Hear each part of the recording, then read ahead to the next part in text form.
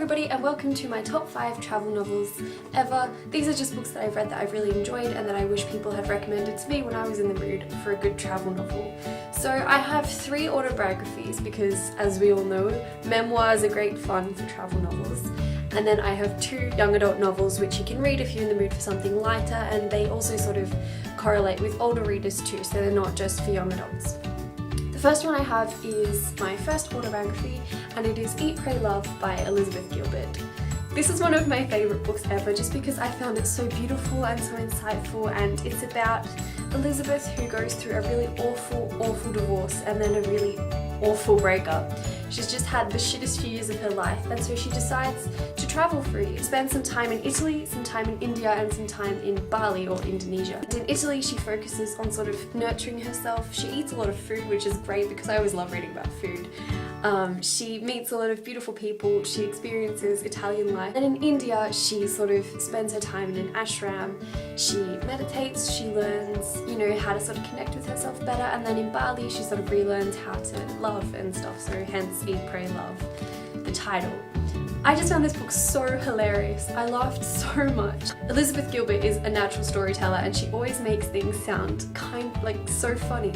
And that's one of the things I liked about this novel. Also that it's so truthful.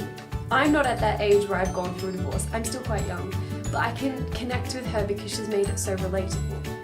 So regardless of age, I really recommend this book. Whether you're 15, whether you're 55, it's great and it's always been fun to read. It took me a while to get through it, but that's only because I was sort of savouring every page. I recommend taking this on holiday somewhere. If you can only take one book, I would say this book is a great one to have. My second favourite travel memoir is one that I've already made a review on. I'll have the link in the description below if you're more interested in it, but it is Almost French by Turnbull. I love the cover as well.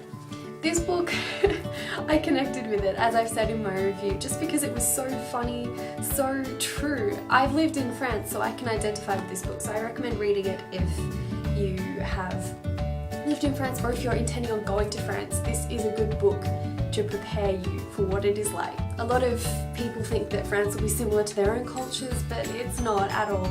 It's an intense place to be, and this book really prepares you for that.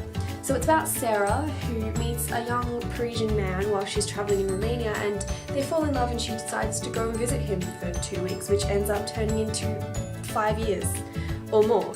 I'm assuming they're still together. And so this is about her trying to adapt to living in Paris. Paris is kind of a segregated place from France. They're quite different to other French people. Paris is a very specific, particular city, and she has to try and learn all of these cultural rules and what to eat and when to eat and how to eat and pets. She goes through this discovery of dogs being like little humans in Paris. A lot of funny things happen, and I think regardless of whether you've been to France or not, this book is funny and it's insightful and it can really be a great read just for fun. The third book that I haven't actually got a physical copy of, and it is called Henna for the Brokenhearted by Sharell.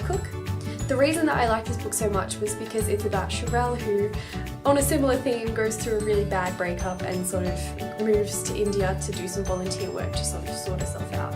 She then meets a young Indian man, they fall in love, and it's sort of about her trying to learn how to adapt to India. Almost French, it's all well and good because I can kind of get my head around France, but with India, for me particularly, it was an entirely foreign concept, and it was like discovering a country through reading a book, and that's why I love this book so much.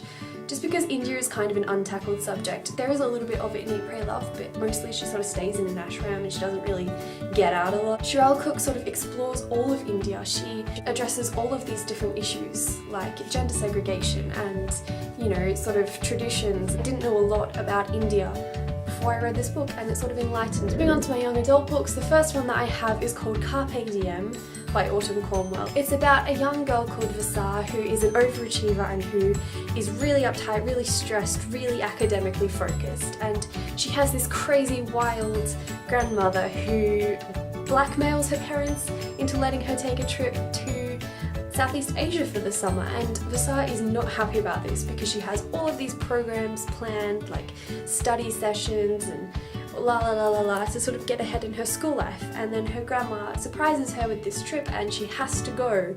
Vasar is an immensely annoying character at first. I got so annoyed at the start of this book, but what I liked about it is that as the book went on, she sort of relaxed and she became more of a likeable character, and by the end of the book you actually love her. If you enjoy the changing of a character over time, this will definitely be your book. There is some romance, there is some disasters, there's some mishaps, there's some crazy things that happen, and I just found this book really funny and really light and really good to read. Fifth and final book is another young adult book, and it is one I think a lot of people have read but that I can reread all the time, and it's 13 Little Blue Envelopes by Maureen Johnson.